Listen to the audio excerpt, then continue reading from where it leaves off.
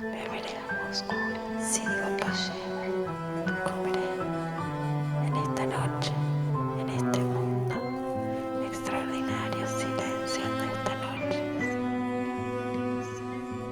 Lo que pasa con el alma es que no se ve. Lo que pasa con la mente es que no se ve. Lo que pasa con el espíritu es que no se ve. ¿De dónde proviene esta conspiración de invisibilidades? Ninguna palabra es visible. Ninguna palabra es visible.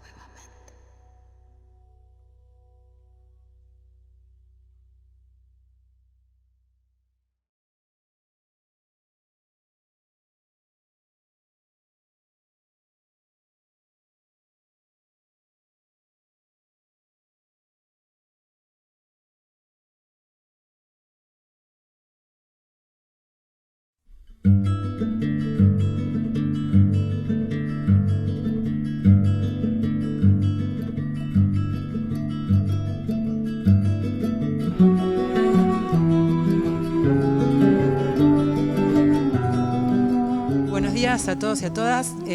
Continuamos con la hermosa celebración de los 40 años de escuela y damos inicio a las actividades de hoy.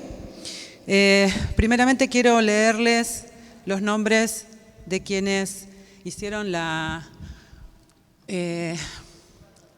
Sí, estaba buscando un adjetivo, porque ya dije maravillosa, la conmovedora intervención poética de las susurradoras.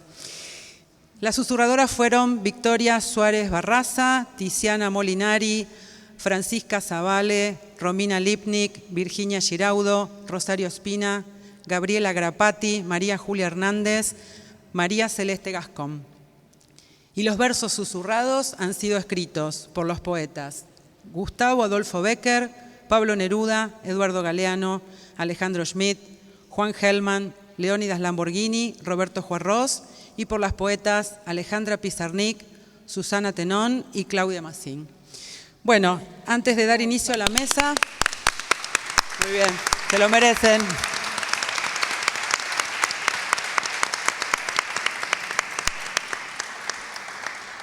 Hermosa sorpresa. Y tendremos el gusto de escuchar a Mara Musolino, Edith Russo y Mónica Vidal. Y lamentablemente no contaremos con la presencia de Liliana Donsis, que no pudo venir. Bueno, primero contarles que este grupo estaba conformado en su origen por Guillermina Díaz, Mara Musolino, Marta Morroy, Liliana Donsis, y luego nos invitaron a trabajar a Edith y a mí. Y desde ahí, y a Ida Dinnerstein, que volvió a ese grupo que había estado en un tiempo. Estábamos relanzando el tema de qué es lo joven y si hay algo de lo joven, cómo definir algo acerca de jóvenes. En principio nos denominamos jóvenes convergentes. De ahí en más empezamos a trabajar. Así que nombro a mis compañeras desde su origen a las que hoy no pudieron estar, pero formamos parte de ese grupo de trabajo. Bueno, buenos días.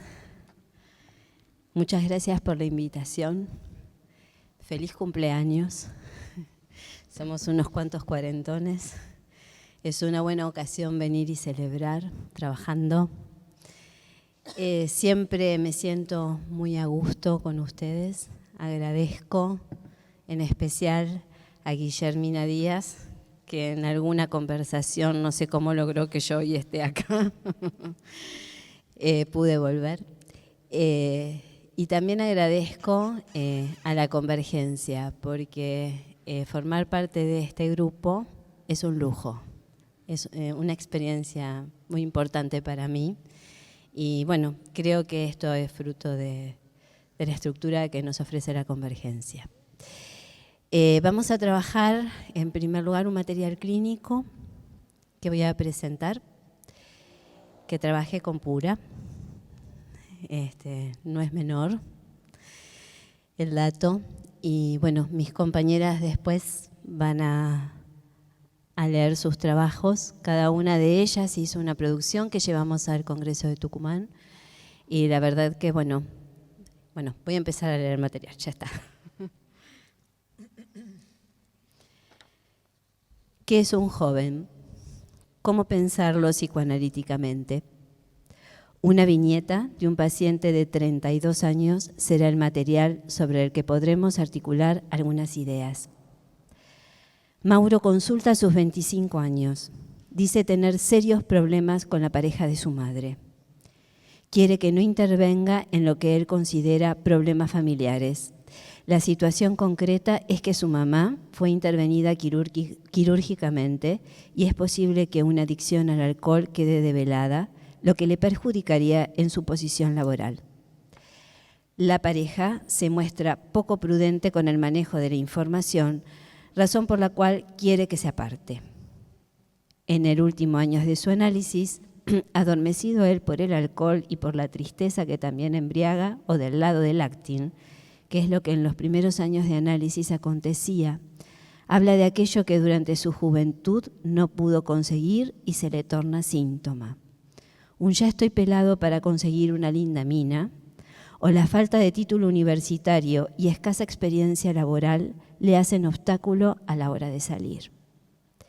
Hizo intentos por diferentes medios, carreras universitarias inconclusas, trabajos en diferentes empresas con intereses afines a las carreras cursadas, pero todo lo puesto en marcha en algún momento cae por diferentes motivos. Los significantes que marcaron su neurosis infantil lo anudan a un sentido fijo, un niño índigo con una sensibilidad e inteligencia excepcionales, rodeado de microscopios y explicaciones científicas, sostenido casi como la curiosidad de la familia, es seguido de sos un violador que marca su pubertad. La acusación es de su hermana. Cuando el padre lo escucha de su hija como la causa de sus padecimientos, va a buscar a Mauro a su trabajo para gritarle violador. Mauro me llama y pasa el teléfono al padre directamente. Le digo que los espero en mi consultorio esa misma tarde. La escena traída a análisis por mi paciente es la de compartir un baño con su hermana, 7 años menor que él, y frotar su pene entre las nalgas de la niña. La hermana denuncia una penetración forzada. Cuando el padre relata lo que su hija le comunica, que es la situación del baño, le pregunto dónde estaba él. El silencio producido por mi intervención me permite invitar a mi paciente a que se retire y quedarme solo con el padre. En la infancia índigo, en la pubertad violador. A la madre la vi una sola vez, quien viene a decir que le preocupa que su hijo no pueda arreglarse solo y que a veces toma igual que ella o hace cosas estrafalarias, describiendo lo que podemos pensar como actings. Piensa que con su alcoholismo pudo dañar a sus hijos.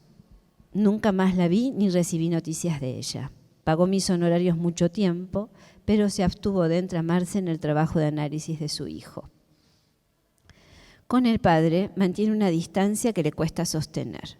Solo contesta mensajes, pero no accedió a verlo a pesar de las insistencias y diferentes propuestas que recibió para recomponer el lazo. Se mudó de la casa de su madre hace aproximadamente 2 años.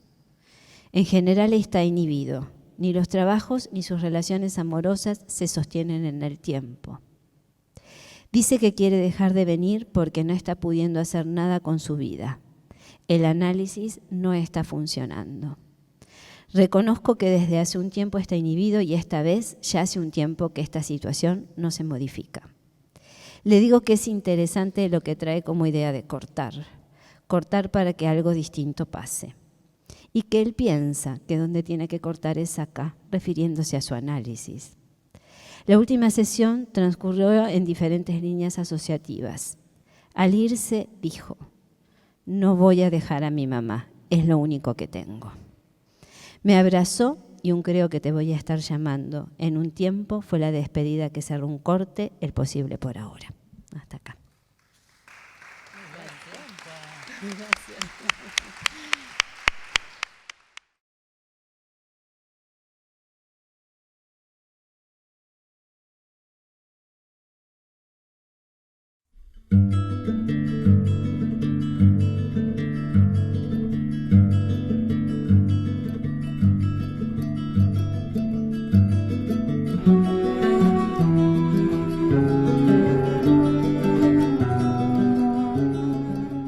Fundar es un acto simbólico que se festeja en acto con unas jornadas sosteniendo que apuntan al porvenir del psicoanálisis, sosteniendo la transmisión del discurso y la práctica analítica, que solo depende de los analistas y de su relación con otros en una institución y con sus enlaces. Mis agradecimientos a la SIGMU y a Pura Cancina.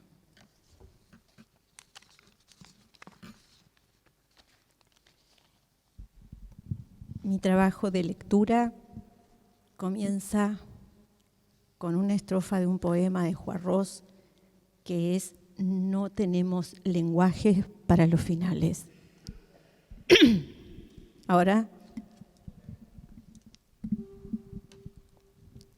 no tenemos lenguajes para los finales. No tenemos lenguajes para los finales, para la caída del amor, para los concentrados laberintos de la agonía, para el amordazado escándalo de los hundimientos irrevocables.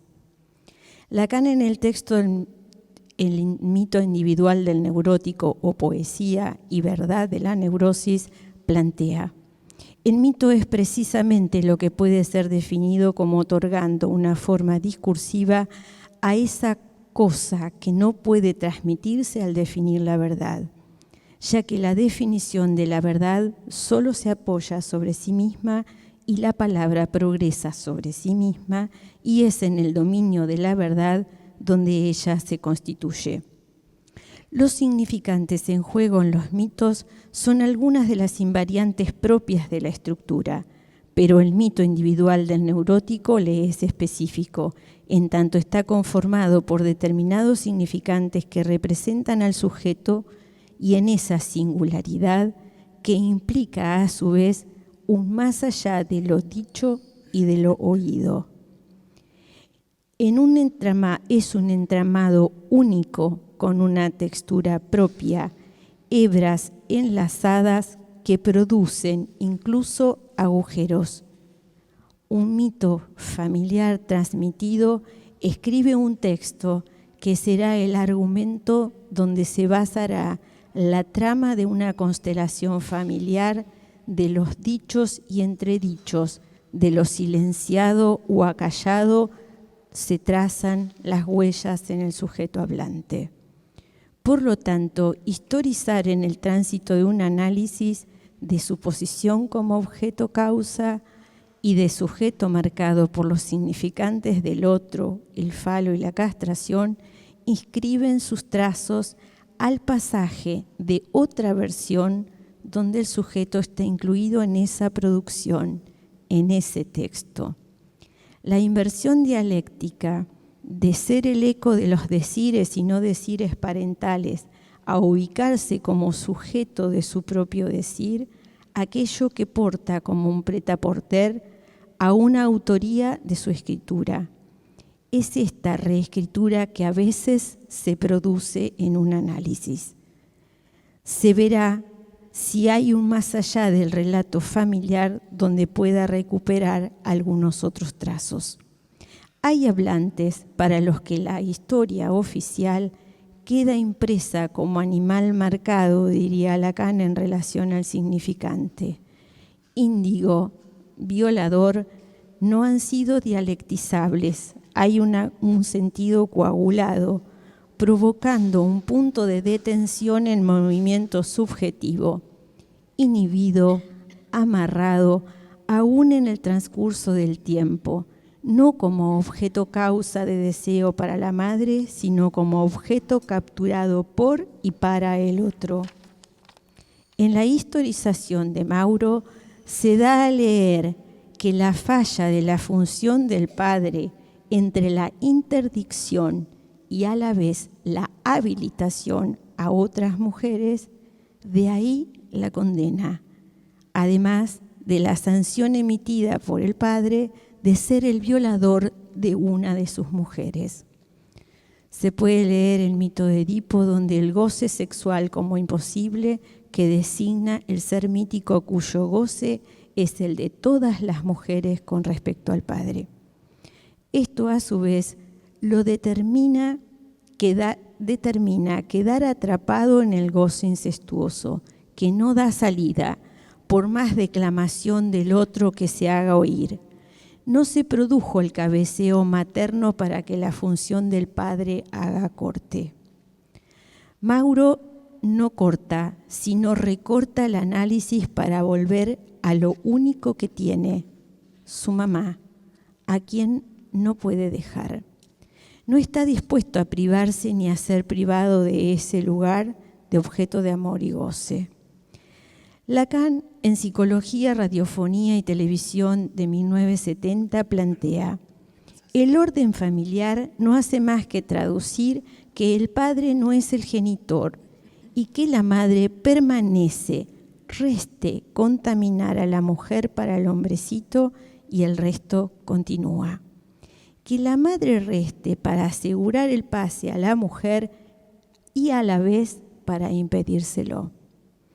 Así, el detenimiento de todo movimiento subjetivo de los concentrados laberintos de la angustia para la no caída como objeto de amor y goce incestuoso, que no se reste para que haya otra mujer, estando inhabilitado, produce en Mauro un hundimiento irrevocable si sostiene el corte con el análisis.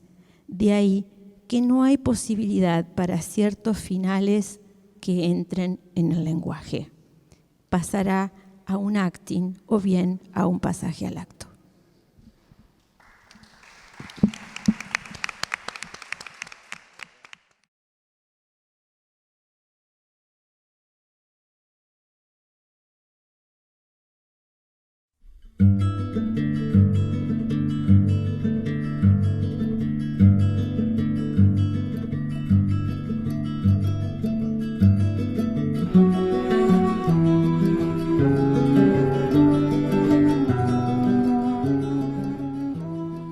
A todos. Bueno, en primer lugar, decirles feliz cumpleaños, feliz aniversario a la querida Escuela de Psicoanálisis Sigmund Freud de Rosario. Mi agradecimiento a la comisión directiva por lo hermosa que están saliendo estas jornadas y a toda la institución porque los veo juntos y trabajando, que es la forma más linda de festejar. Y mi recuerdo a pura cancina. Algo llama la atención de Freud desde el manuscrito M, es decir, desde el 25 de mayo de 1897. Es que en el psicoanálisis con jóvenes, los fantasmas y escenas que entraban los síntomas muestran distintos efectos y consecuencias inconscientes. Lo que Freud está diciendo es que además de la represión secundaria, allí ha encontrado una represión normal dentro de lo inconsciente. Por lo general, dice Freud, está allí una novela de enajenación o extrañamiento respecto de los padres que sirve para ilegitimar a los que se llaman parientes. Esta sería la base estructural de muchos neuróticos. Muchos años después, en 1909, y a causa de su experiencia con jóvenes, por ejemplo, los historiales de Dora, que tiene 25 años, o El hombre de las ratas, con 29, comienza a fundamentar que los efectos de esta novela podían ser la razón de sus fracasos terapéuticos. Nos interesa, por lo tanto, adentrarnos en esta represión normal en lo inconsciente. Insisto, activada por la novela familiar y otros protofantasmas. Así es que leemos en la novela familiar del neurótico, la de Freud, que una de las operaciones más necesarias, pero también más dolorosas en el individuo que crece, es el deshacimiento de los padres. Existe una clase de neuróticos en quienes se discierne el fracaso en esta tarea. Esto sigue siendo Freud. Conformes con esta apreciación, situaremos los síntomas del analizante de Edith Russo alrededor de los efectos de la novela familiar, precisamente en las fantasías noveladas con que Freud los explica en un principio. No los quiero torturar, pero ustedes saben que novela familiar se dice en alemán Familienroman, y la versión novelada es Roman Fantasy. O sea, lo que discute Lacan el 20 de noviembre del 72, cuando él traduce fantasy por fantasma. O sea, la palabra alemana, fantasy, en lugar de fantasía, por fantasma. Mauro quiere dejar su análisis porque no está pudiendo hacer nada con su vida. Promete que no dejará a su madre porque es lo único que tiene. Entonces, en pleno desafío, abraza a su analista y hace oír el corte posible. Creo que te voy a estar llamando en un tiempo. ¿Dónde y por qué gestó tal objeto a voz que define la realidad de su deseo en la interrupción del análisis? Lacan afirma el 26 de junio del 62 que las características de este objeto cesible se encuentran en los puntos de fijación de la libido. Estos se sitúan en torno a esos momentos de cesión subjetiva que llamase protofantasmas, pues son articuladores de significante llave que causan el desafío. Bueno, esto es de Lacan. Son los mismos que Freud llamara fantasmas primordiales y Roberto Harari fantemas, porque constituyen estructuras mínimas de fantasmatización. Tomaremos ese de la novela familiar, donde arraiga la gestación del objeto a voz que el analizante ofreció a la escucha y que remite al surgimiento de él mismo, decidiendo tomar la palabra aniquilante de su lugar de sujeto en análisis. El axioma fantasmal que lo sustenta es un ser siendo mal parido, mal hablado y o escuchado, que lo arroja fuera del análisis. En el pasaje al acto se subjetiviza en la voz formateada por los gritos del padre y la aspiración narcísica materna de un hijo excepcional. Eso es lo único que él tiene. Como vemos, por su angustia de filiación, sigue ubicando su deseo en el otro primordial, y cesando en su intento de autoafirmación. ¿Por qué? Desde esta novela de extrañamiento, de él mismo como otro semejante o como otro, mayúscula, extraño en lo social, parece no elaborar la demanda ni la presencia parental. Tiene 32 años. Por lo cual, en el pasaje final, liga el entretejido de sus síntomas, el alcoholismo y su fracaso laboral, a las intenciones de su entorno.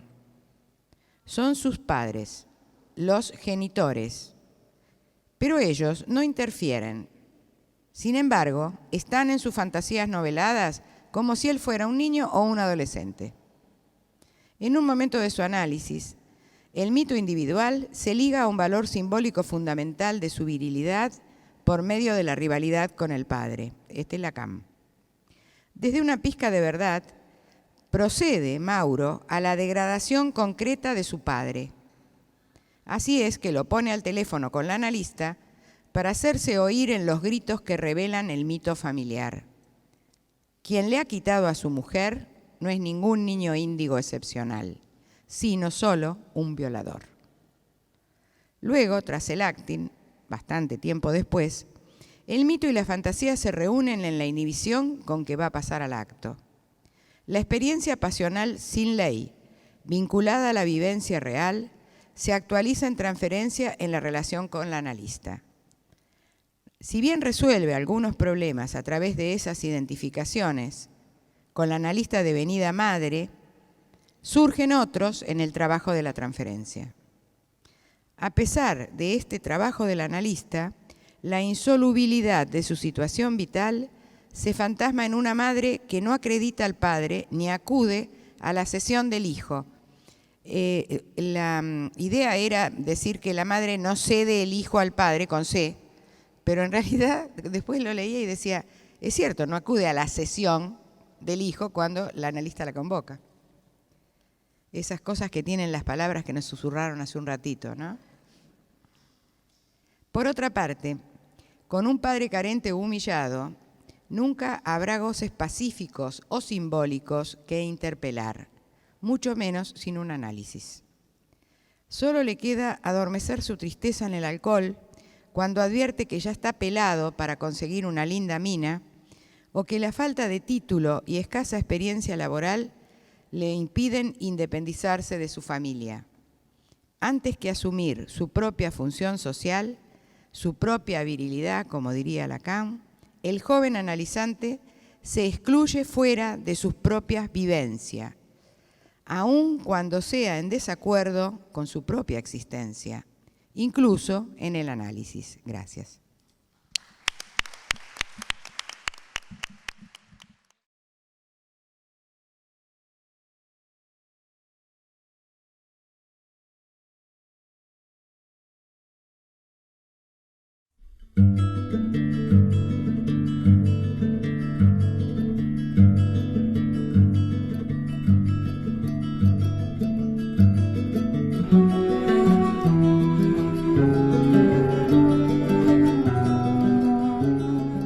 Estaba preguntando apenas terminaron por qué el trabajo tiene algo tan conmovedor. Pensé que algo de lo real están haciendo pasar. Pelado, en portugués, quiere decir desnudo. Cada vez que mi amigo Sidney escucha que alguien está pelado, se ríe, porque ya sabe que quiere decir desnudo. Pero aquí, él está desnudo. Sí, solamente eso como pregunta. Si aquí justamente Mauro no está siempre desnudo. También en relación al nudo, al nudo, desnudo, en relación a las vestimentas y también en relación al nudo. Bueno, gracias. Me pareció muy interesante cómo se iba vistiendo, tomando el significante de Cacho, el trabajo del grupo, cómo se iba enlazando una presentación con otra. Me pareció que al comenzar Edith me quedé pensando entre este pasaje, si se le puede poner ese nombre, entre la inhibición y el corte, ¿no? Como si la inhibición generara, uno podría decir imaginariamente, la fantasía de que en el museo hay algo, de que hay un síntoma en el museo, y el corte me parece que es, allí no hay nada, ¿no? Y la otra es, tomando esto que traía Cacho recién, de que él en la salida de esa metamorfosis permanente que en la que se ubica, pareciera, se quedó pelado, ¿no? Quedarse pelado se usa también en el argot así más porteño o argentino, a ir al juego, y ir al casino y salir pelado, es que quedarse sin ningún recurso, ¿no? Pensaba si no hay algo de esta expectativa que genera la inhibición de que en algún lugar él tiene recursos y ahí pareciera que los dichos de Edith los concluyen después cuando comienza el otro trabajo diciendo que allí donde termina no hay nada que decir, ¿no? Mónica pareciera que a mí me aporta el final del trabajo de Edith, ¿no? Que toma esas palabras de Juarros, ¿no? Que ahí hay un vacío. Y me enlaza con Mara, con la idea de protofantasma o de fantema, ¿no? Y quería preguntarte, Mara, si ubicás algo de estos fantemas en relación al mito y al pasaje que creo que vos decías entre el otro como semejante y el otro con mayúscula. Bueno, gracias. Efectivamente, si el trabajo de ustedes da cuenta de que a veces no tenemos lenguaje para los finales, me parece que acá hay un arco, porque lo que no tiene Mauro, me acabo de dar cuenta a partir de lo que dice Diego, es lenguaje para el principio. Ese principio donde se pone en juego el verbo, el acto, el rasgunario. ¿Sí? Eso nomás. Mara, mientras presentabas tu trabajo hiciste una pregunta en relación al deseo y preguntaste si se trataba de estar capturado en el deseo del otro primordial, preguntaste, y bueno, te retomo la pregunta. Una pregunta y un comentario. Gracias por los tres trabajos del mismo caso. Me quedé pensando, me transmitieron algo muy valioso en relación a la abstinencia, a poder suspender algo de un furor curandis que cuando trabajamos con jóvenes nos puede dejar muy mal parados. Creo que ahí, tomando lo que decía Mara, de un analista semblanteando algo de la madre, que haya podido abstenerte de una continuidad y ubicar el corte en relación, un corte que se pudo hacer en relación al análisis como acto. Es valiosísimo. Muchas gracias. Bueno, me surgieron varias ideas que voy a compartir. En relación que no hay palabras para el principio. A veces, digamos, cuando uno comienza a escribir, hay algo del trabajo de la escritura, ¿no? En uno, porque cuando yo hago el raconto de la historia de este análisis, él llega diciendo que quiere que la pareja de su madre se vaya de la escena. Y termina diciendo, yo no voy a dejar a mi mamá. Les quería compartir esto, digamos, ¿no? El trabajo de escritura hace que retorne algo de ese sentido que uno, cuando está sosteniendo la transferencia, después la escritura le da un sentido a uno, ¿no? Digamos, de algo de lo que estuvo pasando. Yo no sé, digamos, si anudado está, ¿no? Yo por momentos, saben que se me ocurría un significante, no era desanudado, era desamarrado. Varias veces, no sé qué sería tampoco, pero es estar anudado, pero hay algo de si él se queda con las mujeres del padre, y no sé, ahí hay algo de quedar sin vestiduras, ¿no? Para poder salir.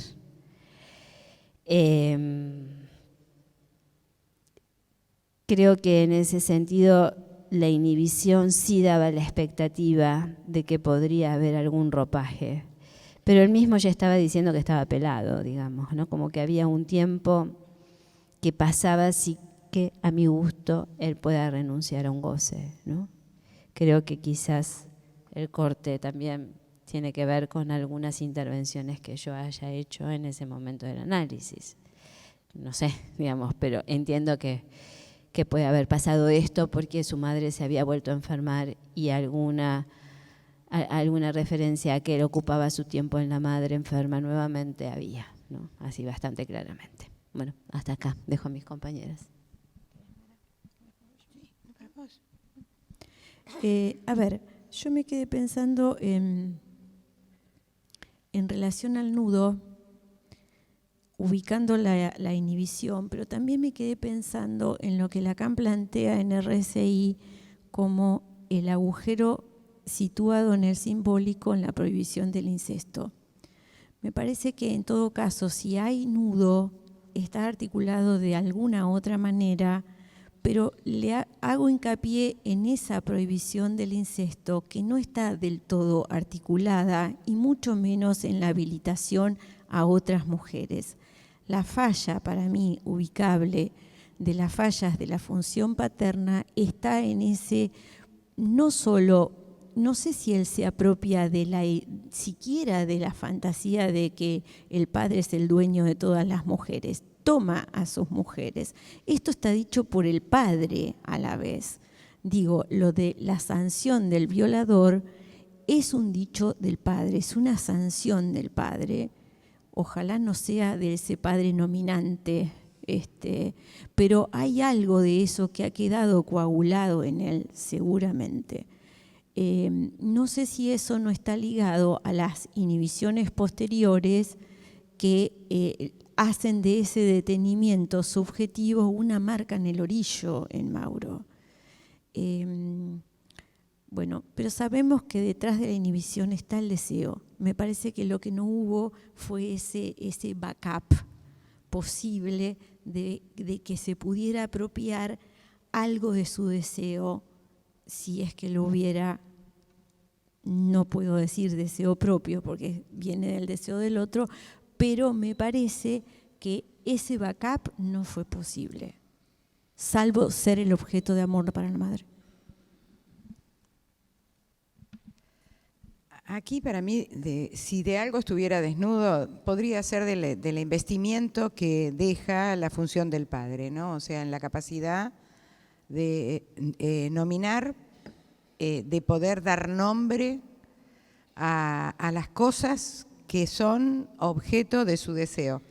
Pero ¿por qué tomé la novela familiar? O sea, bueno, además de que justamente en el caso que Edith nos trajo era el fantema, el más selecto, digamos, ¿no? El que más juguito se le podía llegar a sacar.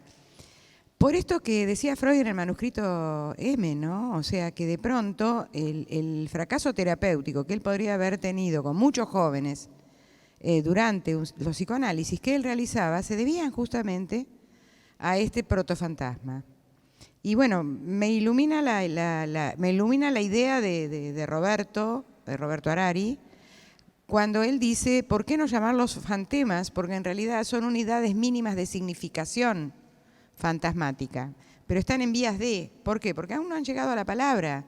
¿Y por qué no llegan a la palabra? Porque falta la nominación como función del padre. O sea, la función del padre fracasa ahí donde le corresponde dar nombre y precisamente no es repitiendo el significante de la hermana, que es la que le dice violador, cosas que nosotros sabemos que en una familia donde sucede esta. Yo me anoté una frase que dijo Moni que me pareció: el cabeceo de la madre para que la función del padre actúe. Me encantó, ¿no? O sea, inclusive me parece muy poética.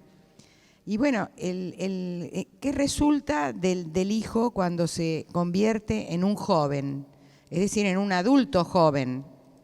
Nosotras estamos considerando que, si bien aquí no hay una especialidad ni hay una marca, pero algo sucede cuando un analizante viene a los 32 años a sesión, no por haciéndole síntoma, digamos, de aquello de lo que verdaderamente manifiesta, que no trabaja, que vive con los padres, que realmente no puede armar una pareja, sino que empieza por el otro lado, ¿no? Empieza por el cuestionamiento paterno y por los desafíos con los demás y con la analista.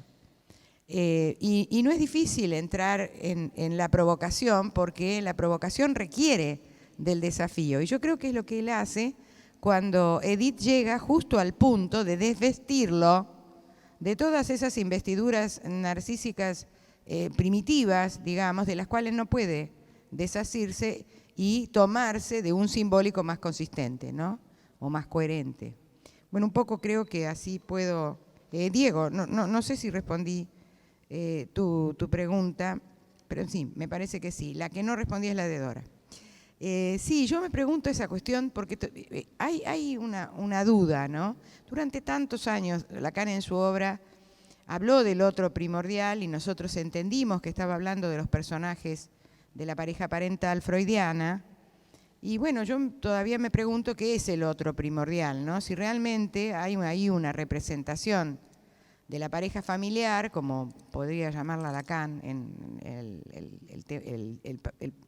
el cuadernillo ese chiquitito de la familia, que coincide con la manera en que la nombra Freud, o si realmente con otro primordial lo que está diciendo es un lugar de otredad, de alteridad fundante. Y creo que en este paciente me hago la pregunta justamente, porque como no está funcionando la función del padre en la sesión de él como hombre, ¿no? Muchísimo menos de sus mujeres como mujeres. Es decir, ahí yo creo que se da esta situación obscena, donde realmente no sé si hubo violación o no.